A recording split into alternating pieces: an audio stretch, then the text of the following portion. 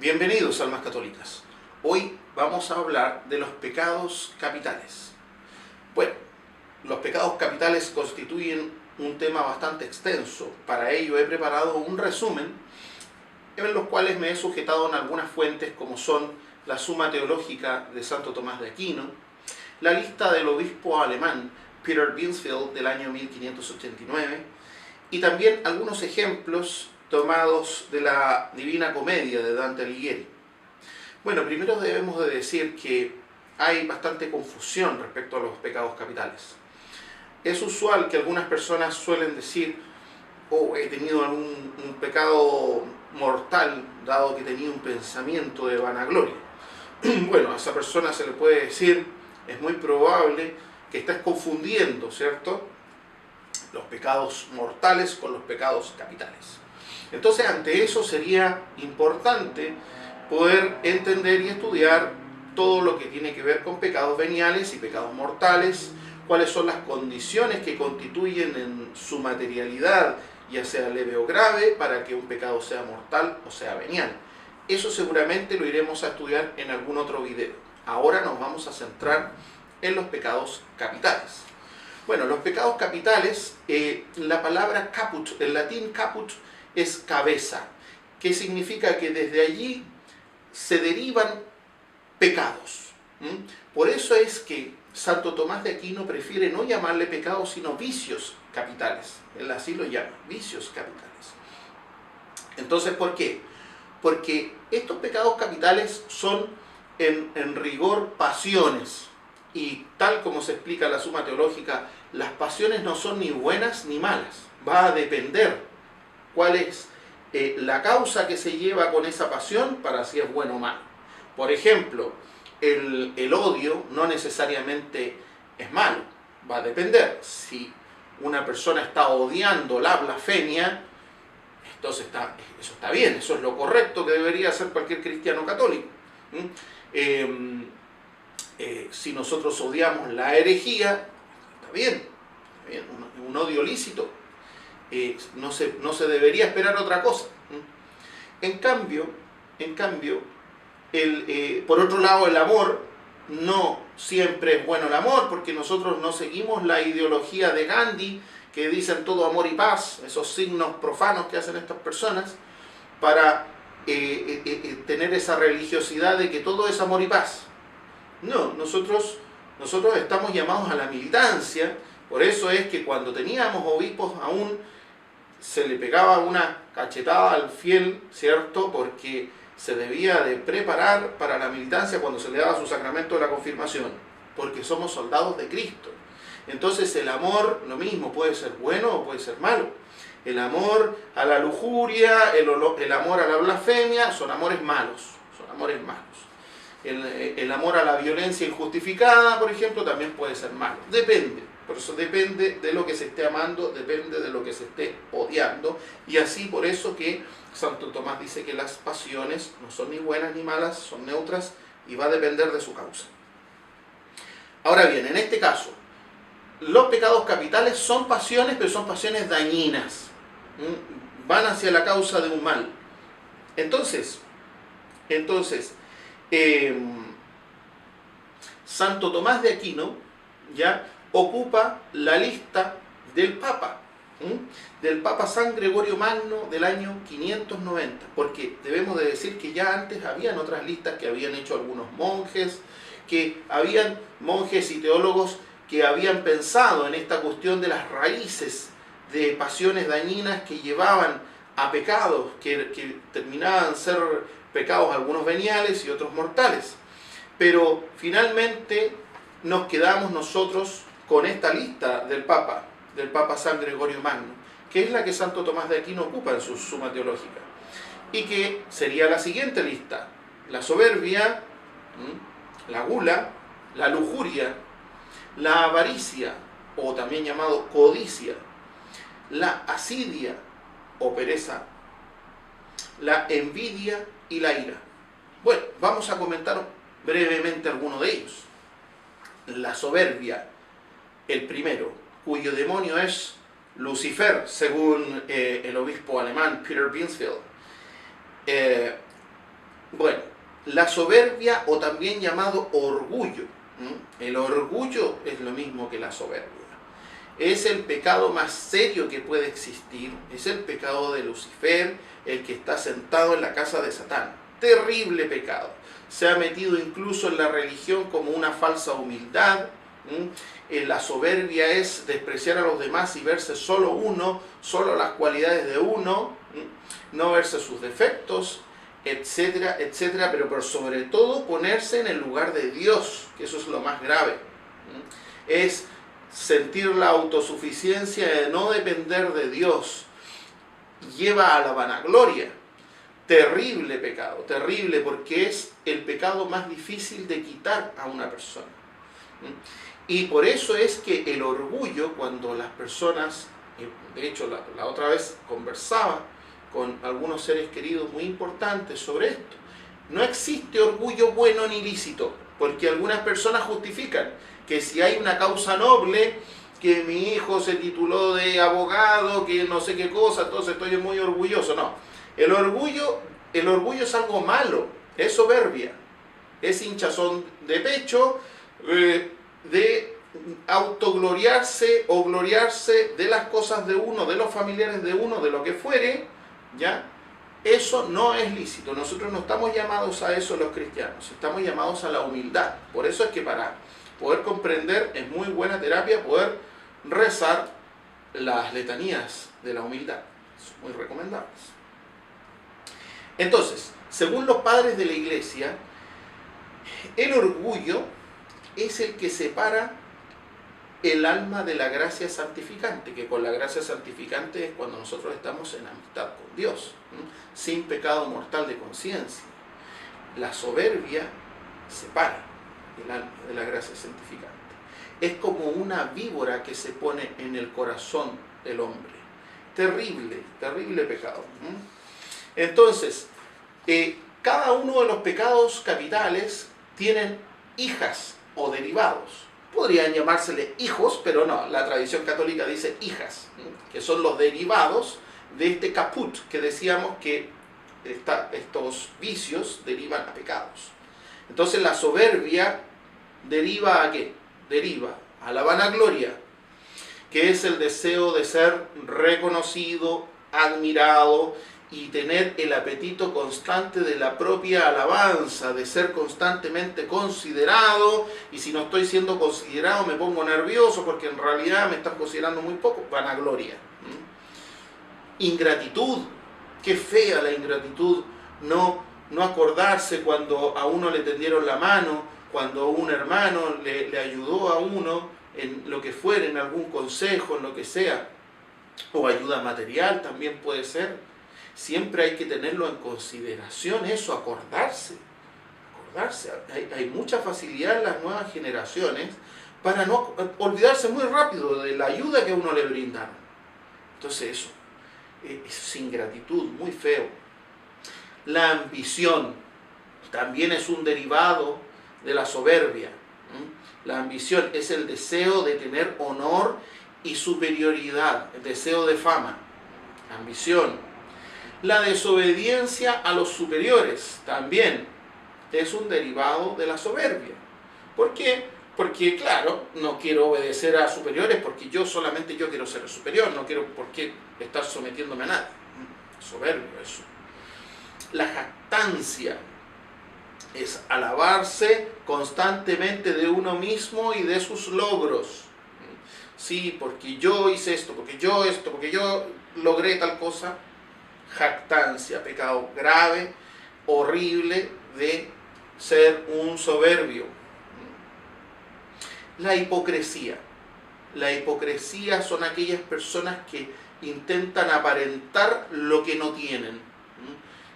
Buscan una cualidad que no tienen y ensalzarla a fin de presentarse de esa forma con los demás. Esos son hipócritas.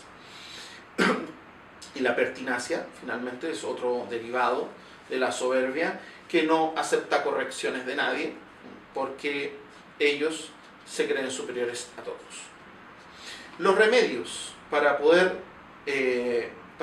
combatir este terrible pecado de pecado capital de la soberbia, el recuerdo de la humildad de Cristo. Bueno, decíamos recién, rezar las letanías de la humildad, cultivar la humildad, la sencillez y reflexionar también en nuestras miserias. Muy importante eso. No estar pendiente solo de nuestros talentos que Dios nos dio, que es bueno considerarlos, tenerlos en cuenta y ser agradecidos de ellos, pero también considerar nuestras miserias, muy importante. Segundo pecado capital, o vicio capital, mejor dicho, como decía Santo Tomás, la avaricia. Bueno, su demonio es Mamón, quiere todo para sí, acaparar, sobre todo bienes materiales, pendiente del consumismo, ¿cierto? De tener siempre lo mejor, el auto último modelo, los mejores relojes, etcétera, etcétera, etcétera. Son ejemplos, ¿cierto?, de lo que se vive hoy con un liberalismo rampante en las familias, lamentablemente. Esto está muy presente, la avaricia. Si el padre es avaro, contagia también a su familia, a su esposa, a sus hijos, y todos siguen esa materialidad de consumismo y ese sentimiento de avaricia que es tan terrible. Entonces, la avaricia lleva a... ¿Cuáles son las hijas? Los derivados. Son pecados contra la justicia, robos, el hurto, fraudes, entre otros. En el purgatorio de Dante, los penitentes que eran avaros eran obligados a arrodillarse en una piedra y recitar los ejemplos de avaricia y sus virtudes opuestas. Bueno, los pecados derivados de la avaricia son la deslealtad, la traición, la simonía, la mentira, el fraude.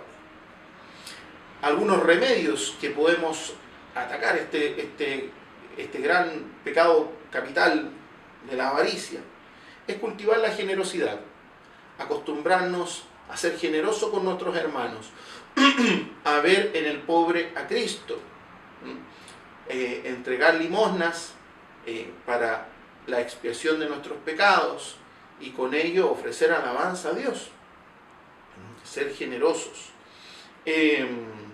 La gratitud, acordarnos de quienes nos han ayudado, dar gracias a Dios por todos los dones recibidos, aunque sean limitados, ser agradecidos, porque Dios nos da todas las cosas. El desapego a los bienes de este mundo, muy importante eso, el desapego a los bienes de este mundo, a las criaturas, a las cosas creadas, poner nuestro corazón en las cosas celestiales, pensar mucho más en Dios. El tercer pecado capital, la lujuria. Su demonio Asmodeus es el apetito desordenado de los placeres sexuales. Bueno, debemos recordar que el placer está subordinado al acto y el acto debe estar subordinado al bien. Así lo explica Santo Tomás. Entonces, una comparación muy buena es el tema de para el tema de la lujuria, es las personas que usan anticonceptivos con las personas glotonas, que comen como hacían los grecorromanos, que comen, vomitan, luego siguen comiendo. Es horrible de feo, y a cualquier persona le parece eso muy feo, porque está mal. Pero sin embargo, cuando le hablan de los anticonceptivos, como que no le parece tan mal. Y es lo mismo, o sea, no es lo mismo, pero muy similar la analogía. Y más feo aún el pecado de la utilización de los anticonceptivos, porque el abuso que con eso se hace es algo mucho más noble, que es la semilla de la vida. Entonces, Dante Alighieri consideraba que la lujuria era el amor hacia cualquier otra persona que ponga a Dios en segundo lugar. Eso es lujuria, una especie de idolatría. Entonces, son los pensamientos posesivos que se pueden tener por una persona, porque eso está reemplazando a Dios. Nosotros debemos de pensar muchísimo más en Dios de lo que lo podemos hacer normalmente. Entonces, si ocupamos eso en el pensamiento posesivo, en una persona en particular, en una criatura, eso no es caridad. Por eso puede ser un amor natural que pasa a ser a la obsesión, ya es complejo eso, pero aunque no fuera obsesión, un amor natural no gana puntos para el cielo, solamente la caridad. Porque el amor natural lo puede tener un masón, lo puede tener un musulmán, una persona atea, pueden amar a sus hijos, incluso con un amor más fuerte y más potente que un cristiano. Pero lo relevante es la caridad, es amar a nuestros hijos por amor a Dios, amar a nuestros padres por amor a Dios que Él nos dio, nuestros padres. Eso es el amor sobrenatural, que esa es la caridad. Entonces, bueno, y las relaciones sexuales, sabemos, están subordinadas al contexto del matrimonio, para un fin de procreación. Y el placer que se tiene allí, producto de ese fin primario, es lícito y está bien. Está bien siempre que se cumpla con esa condición. Cuando las personas ya no quieren cumplir con ese fin procreativo y buscan solo el placer, entonces hay pecado mortal. Entonces la lujuria tiene que ver con eso. Santo Tomás explica de que Dios da castigos muchas veces a las personas con el tema de la lujuria y con el tema de la gula también en cuanto a pensamientos, porque con eso hace humillar a las personas cuando es necesario. A veces personas que se creen como ángeles, como que son muy puros, y no. Entonces, a veces para humillarlo, ponerlo en su lugar, Dios le da tentaciones muy fuertes y muy feas, pensamientos muy feos, que lo hacen recapacitar que realmente somos bastante miserables, tenemos muchas miserias. Y eso nos lleva a ser más humildes, a rezar más, a tener más acto de contrición o de atrición, etc. Pecados derivados de la lujuria son la inconsideración, no considera a los demás. Claro, está muy metido con la lujuria y ya se olvida del resto, del amor al prójimo y todo. Amor desordenado a sí mismo, el amor propio que hoy en día los liberales cultivan, hablan mucho del amor propio, exacerbando eso. Entonces es un amor desordenado. El odio a Dios, el apego al mundo, la lujuria hace que las personas se formen mundanas. Y el horror a la vida futura, evidentemente, porque de alguna manera, aunque no sea muy instruido, esa persona intuye de que le va a ir muy mal después de la muerte. Aunque no entienda mucho qué consiste el infierno, pero intuye que no va bien eso. Entonces se sujeta mucho a la realidad actual, a la mundanidad que está viviendo y en los placeres de la lujuria. El consumo de pornografía, todo eso son derivados de la lujuria, pecado capital terrible. Remedios para combatir la lujuria: la oración frecuente y humilde, como decía Santa Teresa de Jesús, oración y humildad, oración y humildad, oración y humildad, siempre decía. No basta solo la oración, sino hay humildad. La huida de las ocasiones próximas de pecado, eso es fundamental. Si hay una ocasión próxima de pecado, el católico debe de huir, salir arrancando, pero no puede quedarse ahí en la complacencia de que me voy a quedar ahí en un lugar donde hay mujeres inmodestas, donde hay no sé qué cosa. No, hay que huir de ahí porque esa es una ocasión próxima de pecado.